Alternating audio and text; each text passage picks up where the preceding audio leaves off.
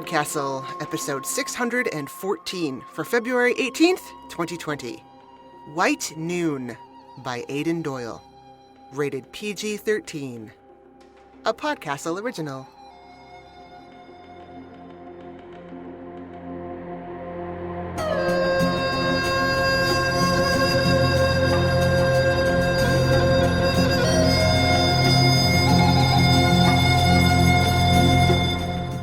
And welcome to PodCastle. I'm your host, Setsu Uzume. Today's story is written for you by our own associate editor, Aidan Doyle. Aidan Doyle is an Australian writer and editor. He is the co-editor of the World Fantasy Award-nominated Sword and Sonnet and the author of The Writer's Book of Doubt. He has visited more than 100 countries, and his experiences include teaching English in Japan, interviewing ninjas in Bolivia, and going 10-pin bowling in North Korea. Today's narrator is Julie Hoverson. Julie Hoverson is a woman of mystery and horror, and occasionally sci-fi. She writes, produces, and acts in the audio drama series 19 Nocturne Boulevard, as well as appearing in many other shows. She also is working hard to promote all scripted audio dramas through the Twitter feed at AD Infinitum, and hopes one day to take over the world. And now, put on a warm coat and enjoy the story. White Noon by Aidan Doyle. Narrated by Julie Hoverson. The dog's barking let me know I had visitors. I reluctantly left my chair by the fire, pulled on my boots, and took my thunder gun from its place on the wall. I rarely had any visitors apart from Magnus, which was how the dogs and I liked it. When I opened the cabin door, the sun's brightness made me squint. The sky was bluer than a husky's eyes. Most folks enjoyed summer's months of continual sunlight, but I preferred the peace of winter's darkness. Nobody but a lover expects things of you when it's dark. I walked across the crisp snow, my breath appearing as a mist in front of me. A 10-dog team pulling a sled with 2 people in it drew to a halt outside my cabin. The 2 figures stepped off the sled, one of them crouching down to check the dogs, and the other striding towards me. I recognized Kristen's loping gait before I could make out her face. She always looked as though she was in a hurry to reach tomorrow. It had been years since I'd seen my sisters. Kristen wore a heavy coat with wanted posters stitched onto it. All of the villains had their faces crossed out. A pair of silver thunder guns rested in holsters by her side. "It's a fine day for sledding," Kristen said. Her tone suggested that only the most inglorious of cowards would disagree. "Fine day for staying warm," I replied. Kristen glanced up at the sun. 3 months of sunlight, ain't no place for secrets to hide. Inga had tied the dogs to the sledding post. She was 10 years younger than me and 2 years older than Kristen. The 2 of them had always been inseparable. "We need to talk," she said. My own dogs were still barking, so I said a few words to let them know that, while the visitors weren't exactly welcome, they were at least family. My sisters stamped their boots and brushed the snow from their clothes before stepping into my cabin. I saw them register the fire burning during summer, a luxury I couldn't really afford, but neither of them said anything. We all owe ourselves the occasional treat. "Drink?" I asked, and they nodded. I reached for the good bottle. Family is family, after all. I poured them each a glass of Dr. Iceheart's whiskey. "How you doing, Erlen?" Kristen asked. I shrugged. "Getting by." "Ain't nothing more dangerous than an ability to get by," Kristen replied. "If you're not careful, that's all you'll ever do." She took a sip of whiskey in preparation for what I expected would be a summer-long speech, but Inga raised a hand and Kristen fell silent. "Mama's gone," Inga said. It felt like I'd stepped onto thin ice. I was still standing, but I could hear the cracks beneath me.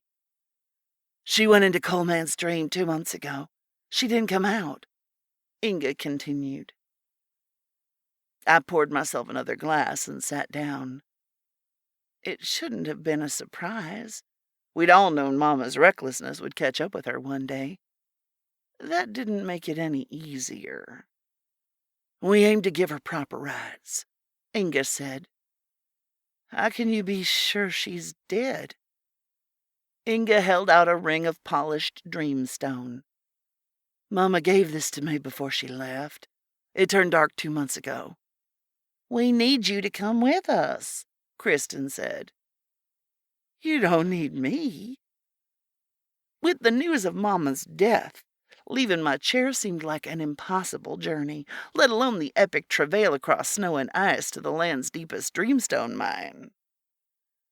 We need a witness to choose which one of us deserves her guns, Kristen said. I should have guessed. It was all about the guns. 2 guns and 2 sisters who wanted to be a warden. Warden guns only worked as a pair. I don't want the guns, I announced. Kristen shifted uncomfortably. No, we want you to be the witness.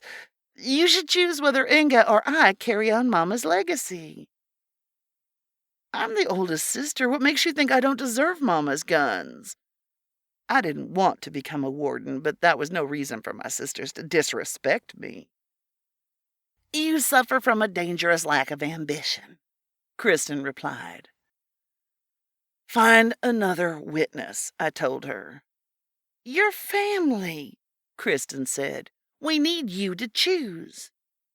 I shrugged. Someone else can do that. Family, Inga said. Family, Kristen said. You were always there for us when we were growing up. When Mama wasn't, she didn't need to add. We need you, Inga said. I sighed. If Mama didn't make it out of Cold Man's dream, what makes you think you will? We're taking the troll train, Kristen said. I'd always wanted to ride the troll train. Sitting in relative comfort seemed like the perfect way to explore the world.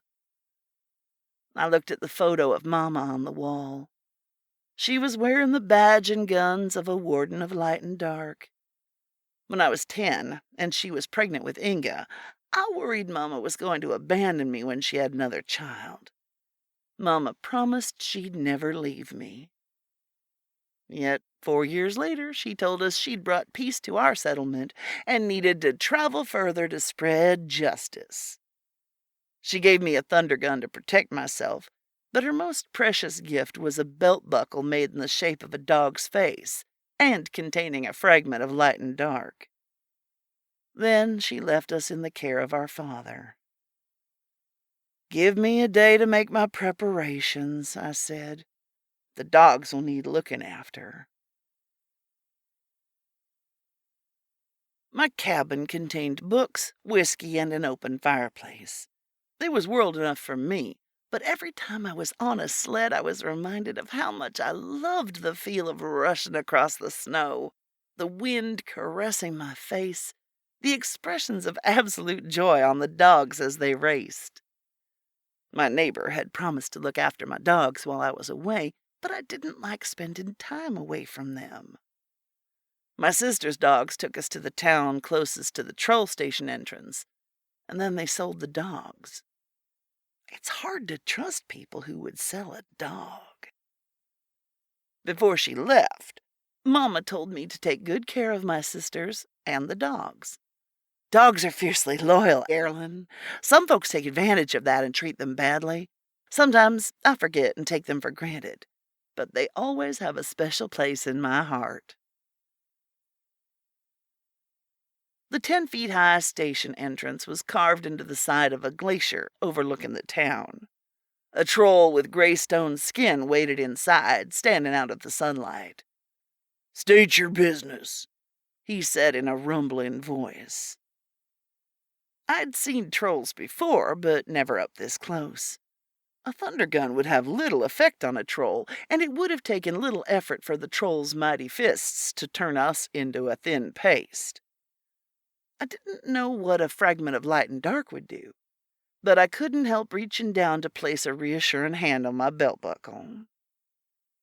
"We're the daughters of Sarah Berchtesgatter," Inga said.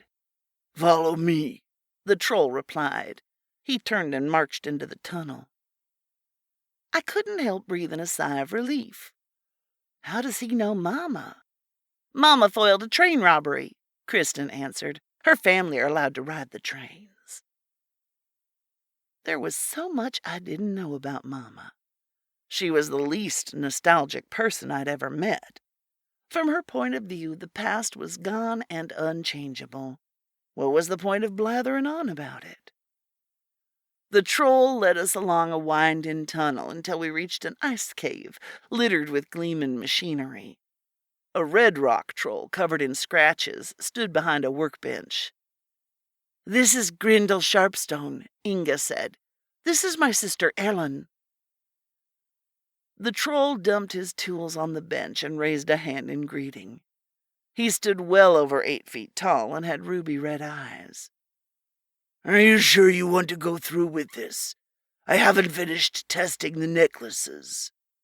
"We need a new warden," Kristen said. "We need the guns." "There are ways to serve light and dark without wielding guns," Grindel said. "The train will be here soon," Inga said. "Give me a moment," Grindel replied. He packed away his tools, and we followed him through a tunnel to a platform carved from impossibly blue ice and illuminated by a line of phosphorescent mushrooms. Beyond the platform lay a 15-foot-high tunnel with parallel steel tracks laid on the ground. 2 trolls carrying sacks over their shoulders waited on the platform, but they ignored us.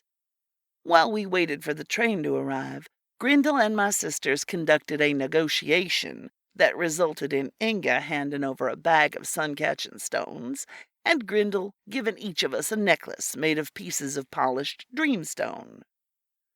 "This will reduce the effect of being exposed to large amounts of raw dreamstone," Grindel pronounced. "Reduce or stop?" I asked. "Reduce." Kristen shrugged. "That's as good as we're going to get." The deeper the mine, the more dangerous the dreamstone. Prospectors risked their lives in the hope of making a big claim, but Mama had never been a prospector. Why had she gone into Cold Man's dream? About an hour later, the ground shook and a sound like a million shards of ice calving off a glacier echoed down the tunnel. A beam of light lit up the walls, and the train arrived in a rush of air. It consisted of an engine and 6 carriages made from red steel with dreamstone wheels. Light poured from a giant mushroom attached to the front of the engine car, and dark puffs of burned dreams spilled from the engine's chimney. "This is our temple to light and dark," Grindel said. "Only way to travel," Kristen said. Grindel opened the closest carriage door and we stepped inside. The carriage contained rows of uncomfortable-looking bench seats. All of the other passengers were trolls and pretended to ignore us. A horn sounded and the train pulled away from the station. I knew the train could travel 10 times faster than a sled of dogs, but it felt like we were barely moving. I had expected the walls to shake, but the floor was still enough to balance a glass of whiskey. "Why are you coming with us?" I asked Grindel. "The sun won't set for another 3 months. I can't go outside, but I take every opportunity to ride the train. If I wasn't bound by the light, there is nowhere I wouldn't go. I'll ride the train to the Coldwood station and back again." Inga leaned back against the wall and promptly fell asleep. "I'll show you the engine," Grindel said. "Is it safe to leave Inga?" "A troll train is the safest place you can be," Grindel said. He spoke to the conductor and we were allowed into the engine car. Waves of heat rolled off the furnace, where a granite-colored troll tossed lumps of dreamstone into the flames. Some folks believe that dreamstone is made from the dreams of the first trolls. As if sensing my thoughts, Grindel fixed his gaze on me. "Dreams are only useful if they take you places." But what if you've already reached your destination? You have to stop at some point. Maybe you should have been born a troll, Grindel said. Don't seem like such a bad life to me. There is both light and dark in everything, he replied. He wished me luck in the mines and went to talk to the driver. Kristen and I walked back to Inga's carriage. She was still asleep. Where are we getting off? I asked. The station near Coldwood. The settlement is a day's journey from the mine. Kristen leaned in close. When we were growing up, folks used to say I talked enough for the three of us. You and Inga like to keep your thoughts buried deep. Everyone knows Inga would make a good warden. She's got a sharp heart and a sharp mind and spreads justice like a white bird sheds. Some folks think that words count for little compared to action, but the truth is that sometimes you need someone who knows how to talk and not shoot. If you choose me to inherit the guns, I'll speak justice in the streets like nobody ever heard before. I'll think about it, I replied, which was the last thing I wanted to do. She squeezed my shoulder. That's all I'm asking, sis. Coldwood was the kind of place that reminded me why I preferred not to leave my cabin. A lawless dive with a saloon, kennels, and a prospector's equipment store. Coldwood is dangerous, so be careful, Kristen told me. The saloon's battered sign read cold and thirsty. It was not the kind of establishment where people made the effort of brushing the snow from their boots. A table of gamblers spared us a momentary glance before returning to their cards. The fog of whiskey fumes hanging over the table was so thick I could smell it across the room. A man in sealskin boots stood by the fire, a glass of green liquid clutched in his hands. His gaze strayed to the silver thunder guns at my sister's sides before he turned his attention back to the fire. The bartender was a bear of a man in a stained sweater. Welcome to C&T's. I'm C, and that is T. He pointed to a troll dozing in the corner of the room. Don't get on T's bad side. He poured us some whiskeys. Where are you folks heading? Cold Nan's Dream, Kristen answered. The bartender gave a low whistle. Chasing the big dream. Good for you. Have to warn you that it's mighty risky. The upper levels were cleaned out long ago. Folks who go looking in the lower levels don't tend to come back. We're looking for a warden, Kristen said. Older woman with gray hair, went by the name of Sarah Bertelsdottir. The bartender nodded. Sure, I remember her. He looked at each of us in turn. I can see the resemblance. She was here a couple of months back. The kind of person who could fill a room without saying a word. Didn't seem like your average prospector. The bartender didn't have anything else useful to tell us about Mama, but he gave us directions to the mine. Inga finished her drink and went to the kennels to buy some dogs. I offered to go too, as I know my dogs, but Kristen wanted to talk to me. Kristen ordered another drink, and we sat at a table in the corner. You're wasting your talents sitting in that cabin, she told me. I know you ain't no sharpshooter, but you've got a glacier-cold head in a crisis, Erlen. A good judge makes a warden's job much easier. You should have taken that job they offered you in Icebreak. I was surprised she'd heard about that.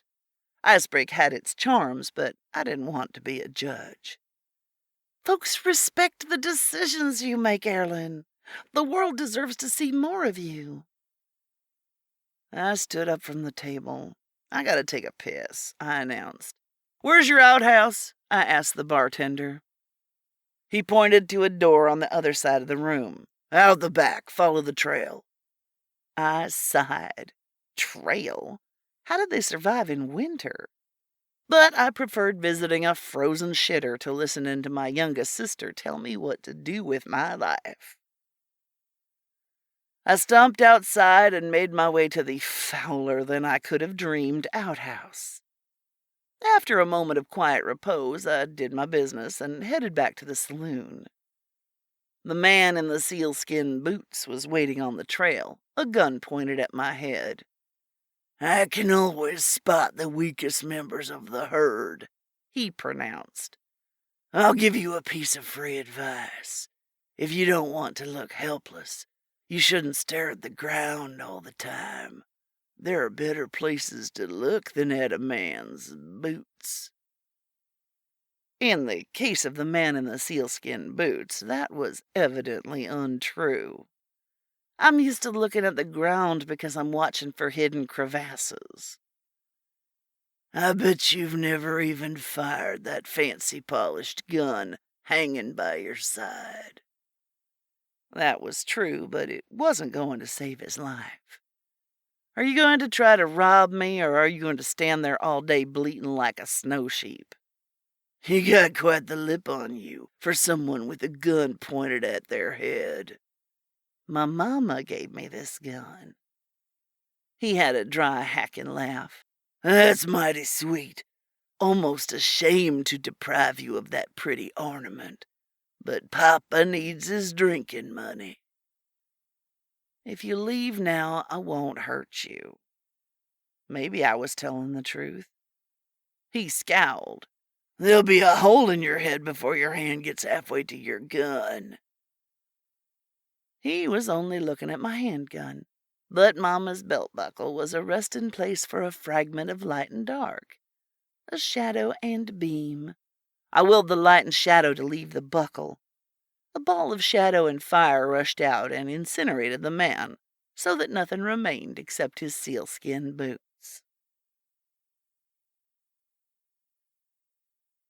Even without my help, Inga got us a fine set of dogs. It was a tough ride, but we reached Cold Man's Dream in less than a day. Folks are always seeing shapes in rocks. Whitebird Rock, Ice Bear Boulder, Three Dog Peak. But most of the time, they look like gray and ugly rocks. The side of this mountain did look uncannily like a man's face. A gray and ugly man. The mine entrance was a tunnel cut into his eye and marked by tattered claim flags. "What happens to the dogs if we don't come out?" "I told the kennel owner he could have the dogs if we weren't back in 4 days," Inga said. "The dogs were expensive enough that he'll make the trip." The legend said the mine was so deep that the dreamstone in the lower levels had formed in the time before the trolls and held the dreams of light and dark themselves. I reached up to reassure myself the troll's necklace was still around my neck. "Time to pay our respects to Mama," Kristen announced. I attached a set of walking spikes to my new sealskin boots, and we entered the mine. My sisters hadn't asked me where I'd got the boots, but they weren't stupid. I hadn't had any trouble sleeping the night after I killed that man. Sometimes it was hard to tell how much of my numbness was due to the cold. My belt buckle was gone, and I only had a thunder gun to protect myself. I was a terrible shot. The tunnel floor was coated in ice, and without my spikes I would have slid everywhere. The roof looked like a great frozen wave of 1,000,000 blue jewels about to crash down on us. We trekked through the tunnel until we reached a crevasse wide enough that even a troll would have hesitated to make the leap. An iron spike with a frayed rope attached to it was set into the side of the wall, but the rope came loose when Kristen pulled on it. Kristen took a rope from her backpack. Inga and I stood in silence while we waited for Kristen to lasso the spike. "No speeches to win me over?" Inga hesitated before answering. "You know me better than anyone in this cold land, even Kristen. Sometimes it feels as though my mouth is full of fire, and I'll burn the world if I say too much." She reached out and squeezed my shoulder. "You know the choice to make." Mama used to say that knowing the right decision was one thing, having the strength to make it was something else. Kristen secured the rope and swung across the crevasse to the other side. She pushed the rope and it swung back to us. I went across next, and Inga followed me. We kept going deeper until we reached the lower levels, where veins of dreamstone lined the walls. Specks of turquoise light drifted out from the wall and floated around us until it felt like we were walking through the winter lights. "They're so beautiful," Kristen whispered. Inga pushed her ahead. "Ignore them. They're cold dreams." The lights swirled around me, transforming into a translucent vision of Mama. The spectral figure looked just as I remembered Mama, even down to the details of her fleece jacket, shiny belt, and gleaming guns. The image tipped its hat. "Howdy, Erlen." Kristen and Inga marched on ahead as though they hadn't seen or heard anything. "Howdy, Mama," I whispered. "Are you a dream?" She smiled.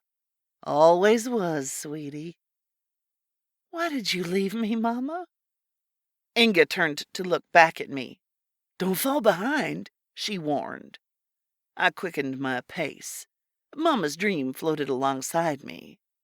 "I'm a dream, sweetie. I can't tell you anything you don't already know." "Who do you want to have your guns, Mama?" When I was a girl, I asked my mother what it meant to be a hero. She never could give me an answer I liked. Mama said. I could remember her telling me that story. The more I traveled, the more I became obsessed with the idea of a hero being someone who makes a decision so great that they don't have to make any more real decisions. But that's a foolish dream. There's no final showdown to solve all your problems. There's no white noon. You have to keep making decisions. Sometimes it's easier to make one big decision than 100 little ones. That's the dream of being a hero. Life is harsh on the snow. Live or die. At home, I didn't have the strength to make all of the decisions that determined how I would live my life. We stepped into a great cavern full of dreamstone. 6 frozen corpses lay on the ground, their eyes fixed on the dreamstone. Mama's body rested with her back against the cave wall, next to a narrow tunnel opening. Her face was covered in flecks of ice, and her guns were in their holsters. I'd known this was coming, but it still felt like a blizzard had caught my heart in its grasp. Mama's dream form broke apart, and the lights darted around the room. It had only been a dream, but it hurt to lose her again. Mama had to have come to this place for a reason. Had she been searching for the dreams of light and dark themselves? Kristen crouched by Mama's side and said a prayer to light and dark. Then she used her lantern to melt the ice and plucked the guns from the holsters. She whistled in appreciation and handed them to Inga. "Ain't these the finest guns you ever seen?" Inga held up the guns, admiring their workmanship. One gun bore the image of the sun, the other was decorated with a black stone. Inga handed the guns back to Kristen and gently kissed Mama's frozen cheek. "One of us will continue your work, Mama." Kristen turned to me. "It's time to choose, big sister. Which of us is the most worthy to receive the guns?" Either of my sisters would make an excellent warden, but why was it my decision? Was this the white noon from Mama's dream? I'd always thought a hero was someone who made the right decisions, not someone who avoided them. What if avoiding a decision was a decision itself? Or was this nothing but a way for cowards to justify their inaction? "Time to choose, Erlen," Kristen said. If I ruled against Kristen, she'd be angry and tell me I was a fool. It was harder to know what Inga would do. She didn't wear her heart on her face. "I think you should have a gun each." Kristen shook her head. "That won't work, sis. Light and dark, the guns won't work unless they are a pair." "But what if you stay together?" I said. 2 wardens with 2 guns, light and dark. "You need to choose." Inga said. I crouched down in front of Mama and tried to work out what she had been doing here. Her dark eyes that had once seen everything looked at peace. She clutched thin pieces of dreamstone in her left fist, and that's when I knew why she had come here. She'd been trying to use dreamstone to make her guns work by themselves. She'd wanted to give a gun each to Inga and Kristen. She hadn't wanted to make a choice either. I was the oldest, but Mama thought I was capable of looking after myself.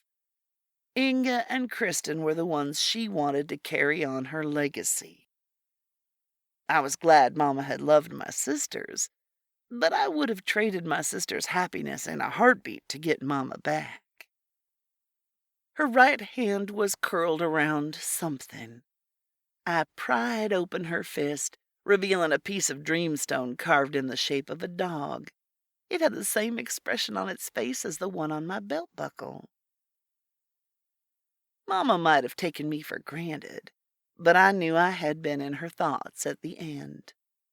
I placed dreamstone coins on her eyes and wished her a swift journey to the next world. I stood up and stamped my feet. I wasn't going to be caught in a dream. I wasn't wasting my talents by living a quiet life. I helped others in my own small way and looked after my dogs. I slipped the miniature dog into my pouch. Becoming a judge or a warden wouldn't give me any special wisdom.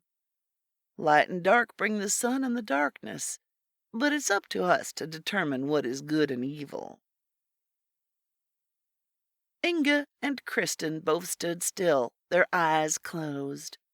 I slapped Inga with my glove, but she didn't react. They were caught in their dreams. Kristen clutched light in her hand, and Inga held tight to dark. I shook my sisters, but they wouldn't wake up. I could carry one of them out of the mine, but the other would be frozen to death before I returned. Which sister should I take? Maybe there was a white noon.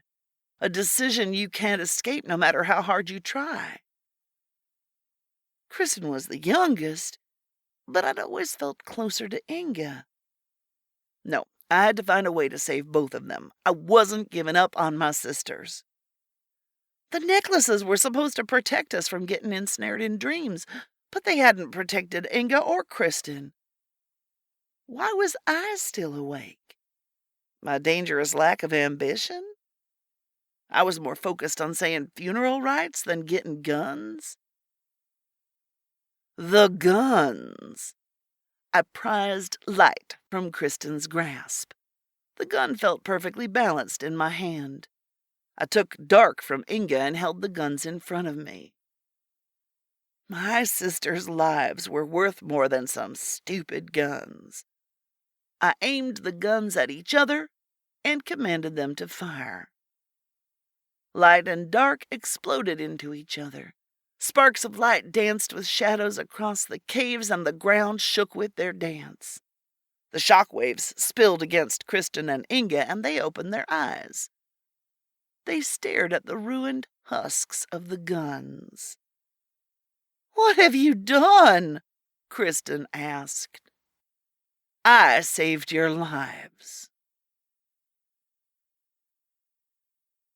Neither of my sisters were entirely happy with my explanation, but their complaints died when they saw the blast of light and dark had shaken loose chunks of dreamstone.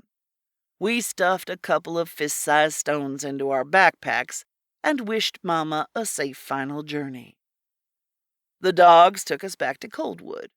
My sisters started making preparations to sell the dogs, but I told them I was taking the dogs with me. They looked after us, and we shouldn't forget that. "The trolls won't like you bringing dogs on the train," Kristen said. "Let me take care of the trolls," I replied. We said our goodbyes at the station. Inga and Kristen planned to go to the capital to petition the place of light and dark that they both be awarded the rank of warden and given their own set of guns. I suspected that donating chunks of dreamstone might make their request seem more reasonable. Kristen hugged me, Take care of yourself, but make sure you do more than just get by." "Getting by has kept me out of trouble," I told her. Inga kissed me on the cheek. "Sometime you need to burn the world." The troll guarding the station entrance complained about the dogs, but I silenced his complaints with a chunk of dreamstone in payment. My sisters headed south, and I took the train north. I bought a new sled and hitched my dogs to it, and we raced to my cabin. The barking of my old dogs let me know I was home.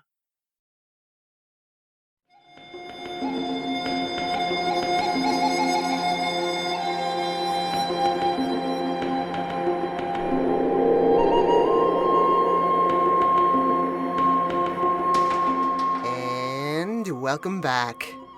Aiden had this to say about his story.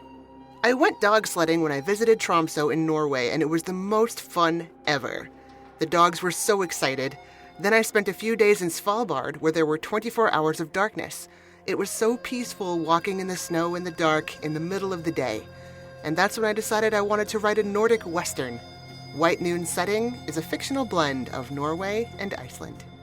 Thank you for that, Aiden. And that was our show for this week. On behalf of everyone here at PodCastle, our audio engineer Peter Baravesh, our forum moderator Osicat, your co-editors Jen Albert and Sheree Clark, along with all of our fantastic first readers, Matt Dovey, Aiden Doyle, Ebony Dunbar, Amalia Harrington, Kai Hudson, Devin Martin, Catherine McMahon, Ace Ratcliffe, Julian Jarbo, Craig Jackson, Julia Pat, Hamilton Perez, and Eleanor Wood. Thanks for letting us share another story with you. PodCastle is part of Escape Artists Incorporated and is distributed under the Creative Commons Attribution, Non-Commercial, No Derivatives 4.0 International License. Feel free to share it, but don't sell it or change it. If you like what you heard, head over to patreon.com/EAPodcasts and subscribe. Special shout out to Ripley the Ghost Cat. Ripley had only existed in photos before photos were invented. The original design for the question mark was based on the curvature of her tail, and the folio of sketches are now locked in the Vatican's Vault of Unmentionable Literature, aka the No-No books. We'll be back next week with another tale. See you then.